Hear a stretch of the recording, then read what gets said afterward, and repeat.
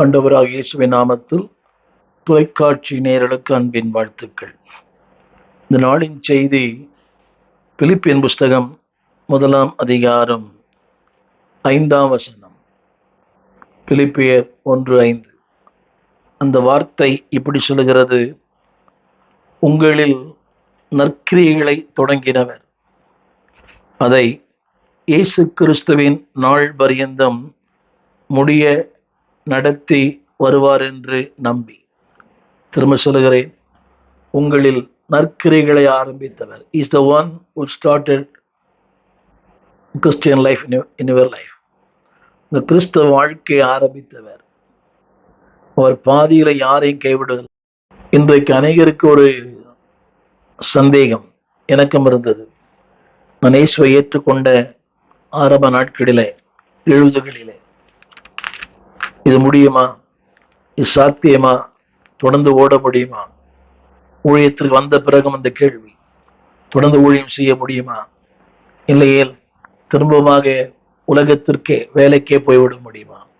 ஆனால் ஒன்று தெரியும், அந்த வசனம் போட்டு எழுதப்பட்டிருக்கிறது, நற்கிரியை தொடங்கினவர். He is the one who started our life.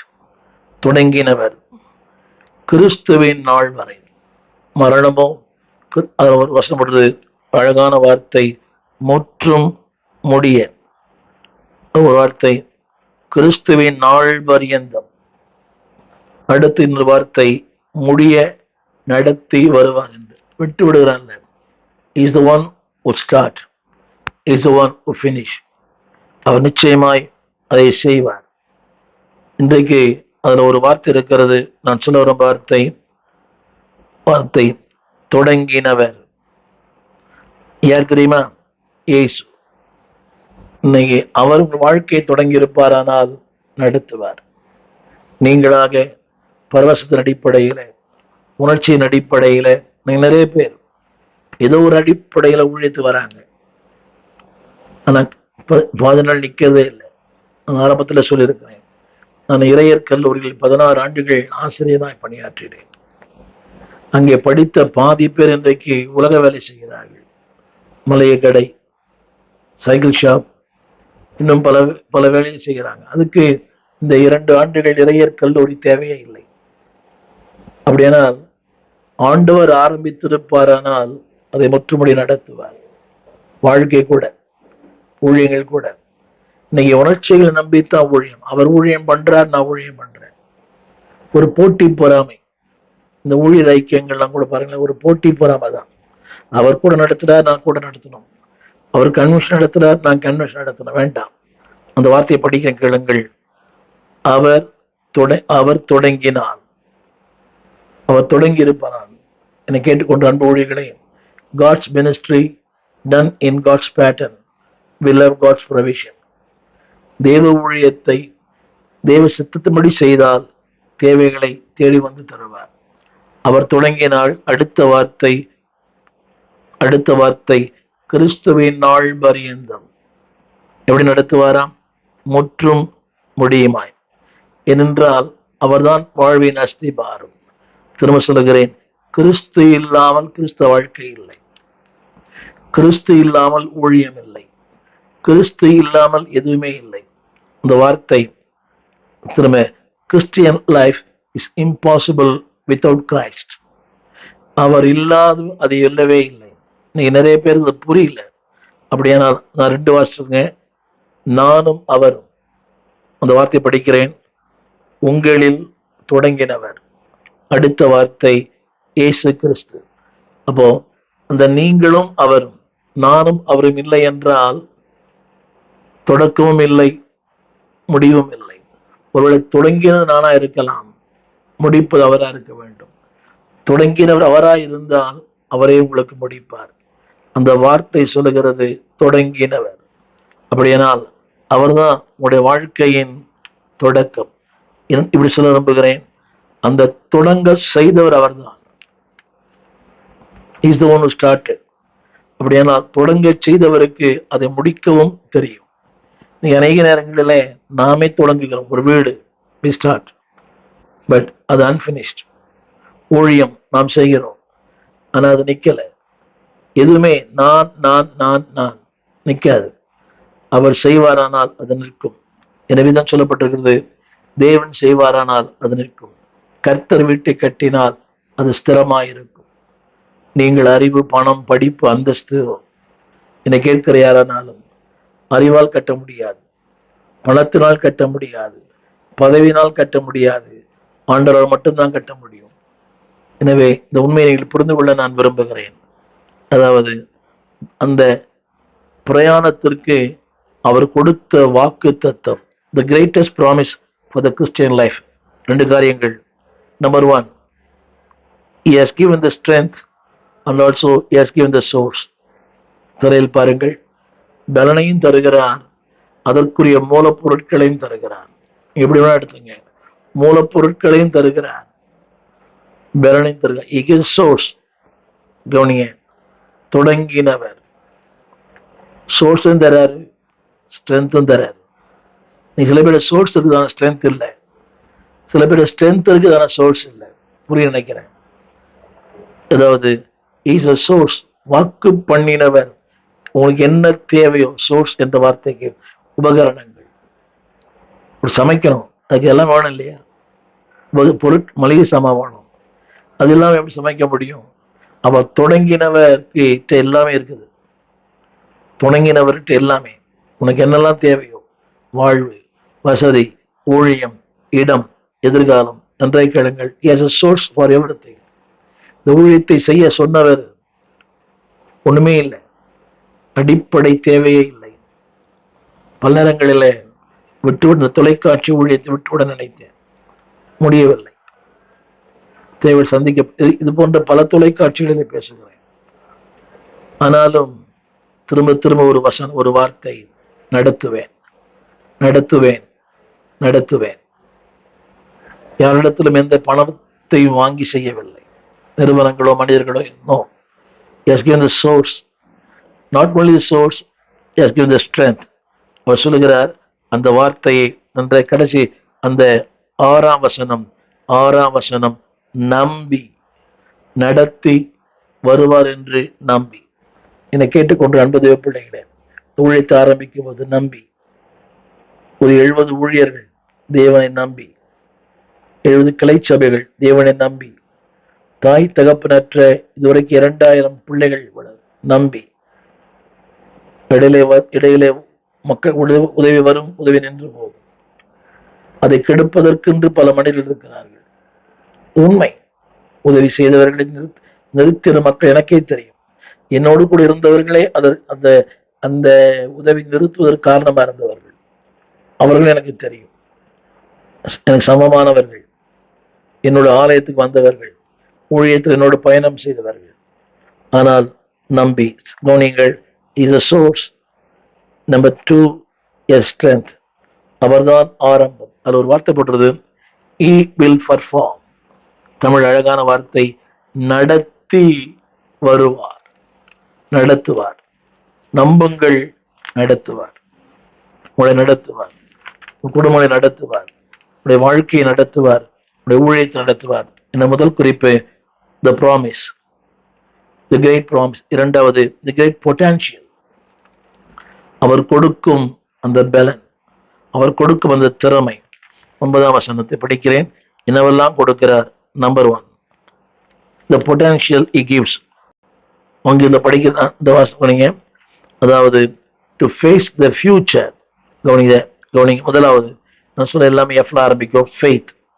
அதுக்கு என்ன தேவையோ அதை தருகிறார். 9ஆம் வசனம், இன்னும் அதிகமாய் பெருக.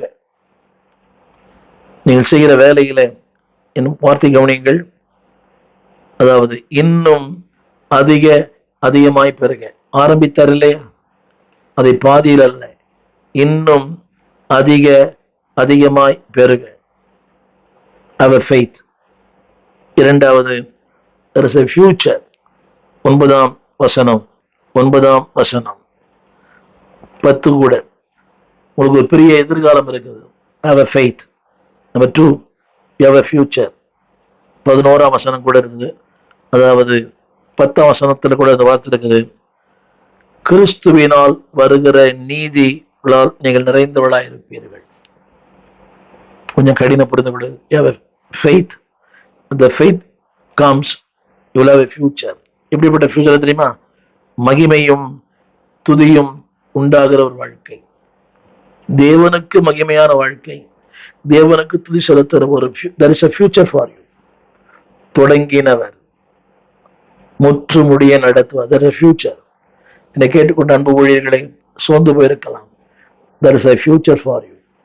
your faith will produce the future. உங்கள் விசுவாசம் ஒரு மாபெரும் எதிர்காலத்தை, உலகத்திலே சொல்றான், ஒளிமயமான எதிர்காலம் என் கண்களில் தெரிகிறது. அவனுக்கு விசுவாசமே இல்லை, நம்பிக்கையே இல்லை, ஆண்டவரே இல்லை, கிறிஸ்துவே இல்லை. அவர்களுக்கே தெரியும் போது அவரை அறிந்து அவரை புரிந்து அவரோடு வாழ்கிற உங்களுக்கு எனக்கும் அதிகம் அதிகமாய், தமிழ் அந்த வார்த்தை போட்டிருக்குது, அதிகம் அதிகமாய். 9ஆம் வசனத்திலே இன்னும் அதிக அதிகமாய் அது பெருகும். இன்னும் முதல் குறிப்பு ஃபெய்த், இரண்டாவது ஃபியூச்சர், மூன்றாவது ஃப்ரூட்ஸ். அதை என்ன செய்கிறாராம்? 11ஆம் வசனத்துல ஒரு அழகான வார்த்தை, அழகான அதுல 10 போடுறது, நீதியின் கனிகள் நிறைந்த ஒரு வாழ்க்கை. Praise the Lord. நீதியின் கனிகள் நிறைந்த வாழ்க்கை. When you have faith, you have a future. When you have future, you are full of fruits. Tamil அழகான வார்த்தை, கிறிஸ்துவினால் வருகிற நீதியின் கனிகளால் நிறைந்தவர்களாய். எத்தனை பெரிய மேன்மை! நீதியின் கனிகளால் நிறைந்த ஒரு வாழ்க்கை, filled with the fruits. கவனிங்கள். இரண்டாவது, அது அது என்ன செய்யும் தெரியுமா? உங்களை கொண்டு அடுத்தவர்களுக்கு ஊழியம் செய்யும். இந்த வார்த்தை கவனிங்கள். ஆரம்பித்தவர் முற்று முடிய நடத்துவார். அது என்ன செய்யும் தெரியுமா? முதலாவது, உங்களுக்குள்ளே கிரியை செய்யும், உங்கள் மூலமாய் அநேகர் கிரியை செய்யும். 12ஆம் வசனம், 12ஆம் வசனம். எனக்கு சம்பவித்தது. முதலாவது நீதியின் கனிகள், கனி நிறைந்த வாழ்க்கை, பயனுள்ள வாழ்க்கை, உபயோகமான வாழ்க்கை. நம்ம சொன்ன the promise of God. இரண்டாவது the potential of God, அவருடைய வல்லமை. இந்த வசனத்தை படிங்களேன், எனக்கு சம்பவிக்கும். அது மட்டுமல்ல, உங்கள் மூலமாய் அநேகருக்கு சம்பவிக்கும். அடுத்த வார்த்தை, அது அநேகருக்கு பிரபலமாகும்படி ஏதுவாயிற்று, நீங்கள் அறிய மனதாயிருக்கிறேன். சற்று என்னோட டிராவல் பண்ணுங்க. First it will benefit you. Secondly, it benefit to many. அநேகருக்கு, அதாவது இந்த வார்த்தை அநேகருக்கு பிரபலமாகும்படி ஏதுவாயிற்று. இந்த வார்த்தை கவனிங்க. Number 1, God used proper way, ஆங்கிலத்தில் ப்ராப்பர்லி. ரெண்டாவது, பர்பஸ்ஃபுல்லி, உங்களை நோக்கத்திற்காகவே வைத்திருக்கிறார். அந்த வார்த்தை படிக்கிறேன். முதலாவது உங்களுக்கு, எனக்கு. அடுத்து அநேகருக்கு பிரபலமாகும்படி. உங்க ஊழியத்தை ஆரம்பிச்சிருக்கிறாரு. சின்ன ஊழியமா இருக்கலாம், ஒரு சபை ஊழியமா இருக்கலாம், ஒரு ஜெப ஊழியமா இருக்கலாம். அது முதலாவது உங்களுக்கு, இரண்டாவது உங்கள் மூலமா அநேகருக்கு. இதே தேசத்துல ஆண்டவர் உங்களை பிரபலமாக்குவார். Don't hesitate. தமிழ் அழகான வார்த்தை, கனி நிறைந்த வார்த்தை. முதலாவது உங்களுக்கு, இரண்டாவது அது ஒரு வார்த்தை எழுதப்பட்டிருக்கிறது. வார்த்தை உங்களுக்கு சம்பவிக்கிற எல்லாமே. நினைக்கலாம், ஏன் எனக்கு சம்பவிக்கிறது? Why these things happening in my life? The reason, உங்கள் மூலமாய் வார்த்தை அநேகருக்கு போய் சேர, உங்கள் மூலமாய் வசனம் போய் சேர, உங்கள் மூலமாய் சத்தியம் போய் சேர, உங்கள் மூலமாய் தேவனுடைய அந்த ப்ராமிஸ், வாக்கு தத்தங்கள் சேர, வார்த்தை சேர, வல்லமை சேர. Power of God, promise of God, the pronouns of God, வார்த்தைகள் போய் சேர, வாக்கு தத்தங்கள் சேர, வல்லமை சேர. எத்தனை ஊழியர்களை பார்க்கிறோம், நொறுக்கப்படுகிற, உடைக்கப்படுகிற, நிந்திக்கப்படுகிற ஊழியர்கள். ஏன் தெரியுமா? அவர்களை கொண்டு அநேகருக்கு கர்த்தர் ஆசீர்வதிக்கிறார். அவங்கதான் சோர்ஸ். வார்த்தையின் மூலமாய், வல்லமையின் மூலமாய், கிருபையின் மூலமாய். அன்பானவர்களே, நான் சொல்ல வந்த அடுத்த குறிப்பு என்னவென்றால், அதற்கு தேவை, நீங்க டோன்ட் கிவ் அப். 12ஆம் வசனம், 12ஆம் வசனம். விசுவாசம். உங்கள் எனக்கு சம்பவித்தவைகள் எல்லாம். நீ கேட்கலாம், ஏன் இந்த வள நடக்குது? இல்லை, உங்கள் சம்பவிக்கிறவைகள் சுவிசேஷ பிரபலமாகும்படி. நீங்க எத்தனையோ பாடுபட்ட மனிதர்களை பார்க்கிறோமே, இவ்வளவு பாடுபட்டவர்கள் நம்முடைய தேசத்துல வளர்ந்த இவ்வளவு அவருடைய பாடுகள் எல்லாமே நமக்கு ஒரு பாடம் அமைந்திருக்கிறது. ரட்சகரின் பாடுகள் நமக்கு ஒரு பாடம். உங்கள் பாடுகளும் ஒரு பாடமாய் அமையும். மறக்க வேண்டாம், சோர்ந்து போக வேண்டாம். எனக்கு தெரியும், என்னுடைய பாடுகள் யாரோ ஒருவருக்கு பாடமா இருக்கிறது. Text book. அடுத்தவர்களுக்கு நான் ஒரு பாடமா இருப்பதை நான் பாக்கியமாய் கருதுகிறேன். கிரிட்டிசைஸ் பண்ணுவாங்க, எழுதுவாங்க, தூற்றுவார்கள். ஆனால் இந்த வார்த்தை அநேகருக்கு ஒரு பாடமாக பிரபலமாகும்படி தேவன் சொல்கிறார், which happened to me. என கேட்கிற, ஏன் என்று கேட்கிற தேவ பிள்ளையே, these things happen in your life for somebody. யாரோ ஒருவருக்கு பயன் தரும்படியாய். சோர்ந்து போக வேண்டாம். எனவே நான் சொன்ன வார்த்தை, preach the word. ஆரம்பித்தவர் தொடர்ந்து பேசுங்கள். 13ஆம் வசனம், 13ஆம் வசனம், 13ஆம் வசனம். அவர் சொல்லுகிறார், என் கட்டுகள் கிறிஸ்துக்குள்ளான கட்டுகள், ஆனாலும் 14 திருவசனத்தை சொல்ல நான் துணிந்திருக்கிறேன். உங்களுக்கு சம்பவிக்கிற எல்லாமே எதிர்மறையா இருக்கலாம். என்னுடைய வார்த்தை preach the word. திருவசனத்தை சொல்ல துணிந்திருக்கிறேன். இது பெரிய கஷ்டம். எதிர்மறையான சொல்லக்கூடாத பாடுகள், அது எப்படி துணிச்சல் வரும்? அதான் சொன்னேன், சோர்ஸ், ஸ்ட்ரென்த். அதாவது உபகரணங்களையும் கொடுக்கிறார், பலனையும் கொடுக்கிறார். அவர் சொல்லுகிற வார்த்தை, அன்பானவர்களே, preach the word. 3, அவரை பேசுங்க. அது ஒரு வார்த்தை சொல்லப்பட்டிருக்கிறது 13ஆம் வசனத்துல. 13ஆம் வசனம், திருவசனத்தை சொல்லும்படி. அதுக்கு முந்தின வார்த்தை, கர்த்தருக்குள் திறன் கொண்டு திருவசனத்தை. இன்னைக்கு உங்க சொந்த காரியங்களை சொல்ல வேண்டாம். இன்னைக்கு அநேக நேரங்களில் பிரசங்க பீடம் ஒரு பணம் சம்பாதிக்கும் இடமா மாறிவிட்டு, இவன் தொலைக்காட்சி கூட ஏகப்பட்ட விளம்பரங்கள், அதை செய்கிறோம். அன்பானவர்களே, ஒரு 2000 தாய் தகப்பனற்ற பிள்ளைகளை வளர்த்தாளாக்கிறோம். இன்னைக்கு சபைகளை கட்டுகிறோம், சொல்லப்படாத இடங்களில் சுவிசேஷம் வைக்கிறோம், ஊழியர்களை உருவாக்குகிறோம். மாசத்துக்கு ஒரு முறை அவர்களுக்கு பல காரியங்களை செய்கிறோம். அதாவது எங்களுடைய கிளை ஊழியங்களுக்கு முடிந்த அளவுக்கு உதவி செய்கிறோம். மாதந்தோறும் ஒரு சின்ன உதவிதான். நான் சொல்ல வந்த வசனம் அதல்ல, preach only Christ. விளம்பரங்கள் வேண்டாம். இன்னைக்கு விளம்பரங்கள் தான் ஊழியமா இருக்கிறது. இல்லை, ஊழியம் செய்யுங்கள், விளம்பரங்கள் தானாய் வரும். நான் சொல்ல வந்த வார்த்தை, அதாவது Christ should be preached. ஒரு 3 காரியங்களை இங்கே சொல்ல விரும்புகிறேன். நம்பர் 1, அதுக்கு தேவை God's pronouncement. தேவனுடைய வார்த்தை தேவை, இந்த இடங்களை சந்திக்க வேண்டுமானால். 2வது, God's promises. 3வது, God's power. திரும்ப சொல்லுகிறேன், God's pronouncement, அவருடைய வார்த்தை தேவை. 2வது, அவருடைய வாக்குத்தத்தம் தேவை, அவருடைய வாக்குத்தத்தம் தேவை. 3வது, அவருடைய வல்லமை தேவை. பாட்டு பாடுறது இல்லை, அவருடைய வல்லமை. இதைத்தான் மார்க்கு சுவிசேஷம் 9ஆம் அதிகாரம் 24ஆம் வசனத்துல ஆண்டவர் சொன்னார். மார்க்கு 9:24. ஆண்டவரே, என் அவிசுவாசம் நீங்கும்படி எனக்கு உதவி செய்யும் என்று கண்ணீரோடு மிகுந்த சத்தமிட்டான். ஒரு தகப்பனுடைய ஜெபம். அவன் பிள்ளை தண்ணீரிலும், அதாவது தீயிலும் அநேக தரம் அந்த பிள்ளை அவனை தள்ளுகிற அசுத்தாவி. அவன் சொன்னான், நீ ஏதாயும் செய்யக்கூடுமானால் எங்கள் மனதிறங்கி எங்கள் உதவி செய்யும். ஆண்டவர் சொன்னார், நீ விசுவாசிக்க கூடுமானால் உன்னால் ஆகும். அதன் தகப்பன் சொன்ன வார்த்தை, என் ஆண்டவரே, என் அவிசுவாசம் நீங்கும்படி உதவி செய்யும். இந்த நிறைய பேருடைய வாழ்க்கையில அந்த இடர்களை சந்திப்பதற்கு பலன் இல்லை, ஏமாற்றங்களை சந்திப்பதற்கு பலன் இல்லை, அழுத்தங்களை சந்திப்பதற்கு பலன். திரும்ப சொல்லுகிறேன், இதற்கு சரீர ஆரோக்கியம் முக்கியம் இல்லை. It's not the physical strength. You need some spiritual strength. ஆரம்பத்தில் சொன்னது போல வார்த்தை, வாக்குத்தத்தம், வல்லமை, இது மூன்றுதான் கர்த்தருடைய அந்த வாழ்க்கையின் இடர்களை மாற்ற முடியும். கடைசியாக நான் சொல்ல வந்த வார்த்தை ஃபுல்ஃபில். தேவ நோக்கத்தை நிறைவேற்ற முடியும்.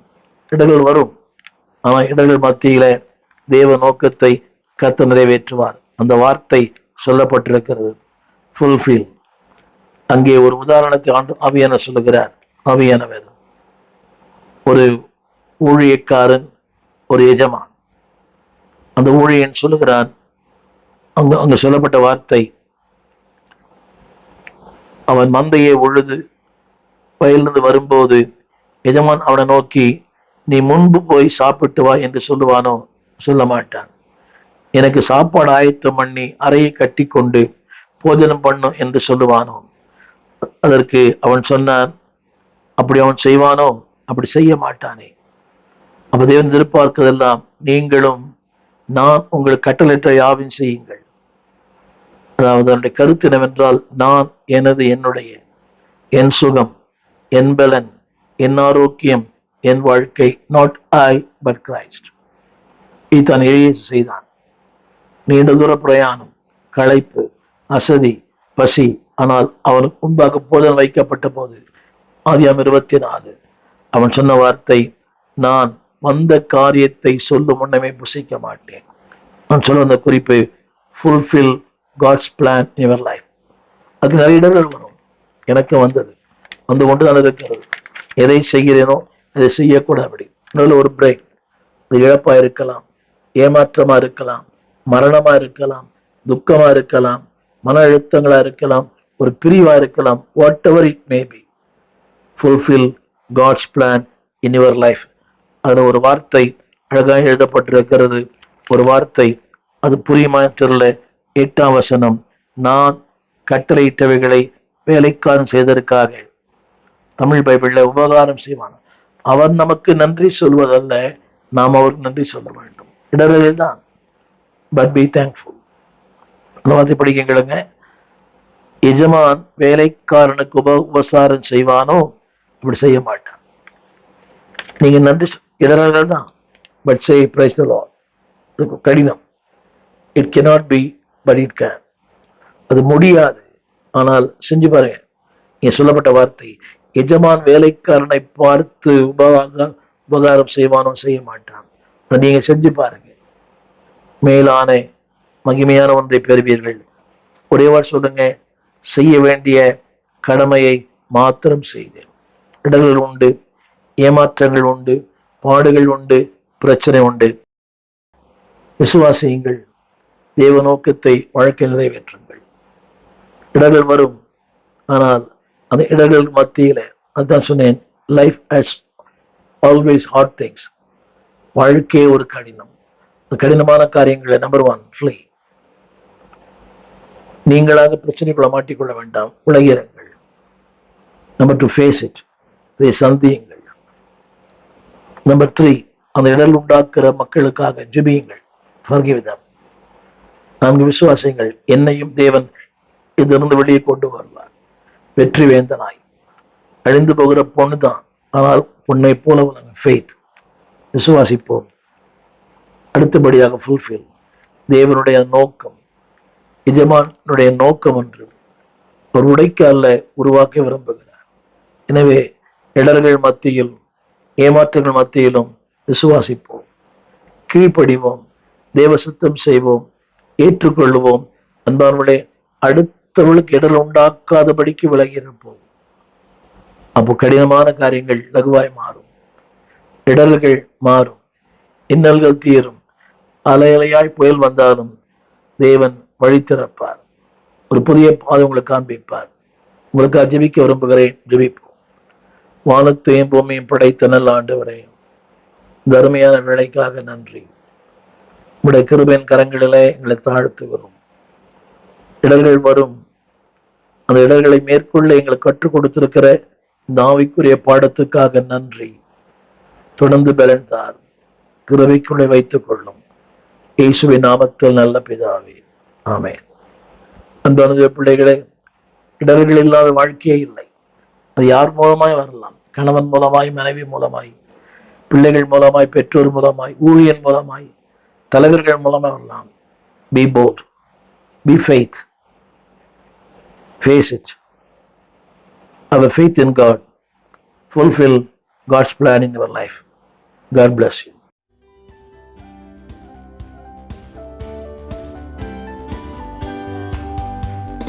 வாக்குத்தத்தங்கள் கிறிஸ்துவுக்குள்ளே ஆமென்று இருக்கின்றதே. வாக்குத்தத்தங்கள் நம் இயேசுவுக்குள்ளே ஆமென் என்று இருக்கின்றதே. வாக்குத்தத்தங்கள் கிறிஸ்துவுக்குள்ளே ஆமென்று